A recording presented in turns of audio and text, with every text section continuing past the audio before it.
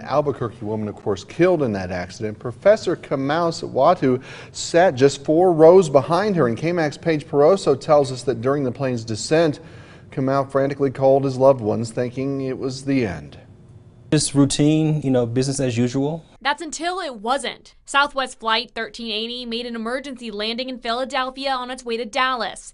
Several Texas Tech professors, doctoral students, and their families were on board. You know something was wrong because you're not supposed to hear the loud sound and the vibration, but it took me a minute to realize that this is serious. Moments before the engine blew, Sawatu snapped this photo.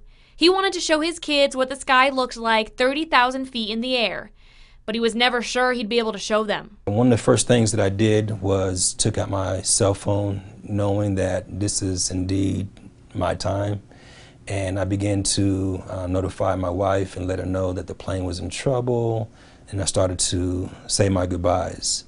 During those moments, I was really in deep thought, and so I was thinking about my family, I was thinking about the what ifs, what would happen. That's when I became at peace with the fact that I might die. Eventually, the wheels hit the ground safely in Philadelphia. I mean, you were on this plane up in the clouds, like you said, and then you're back on the ground and you know you're safe now. Right. What did that feel like?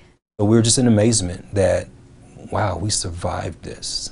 We survived it. Your perspective, is there anything that could have been done differently? It was very frustrating to know that this plane was inspected 2 days before the incident. When I read that bothered me.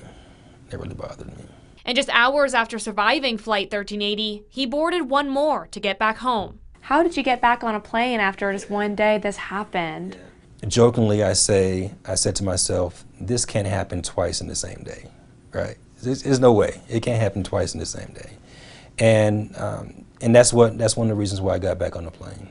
And out of routine, I sat next to the window. Paige Peroso, KMAC News.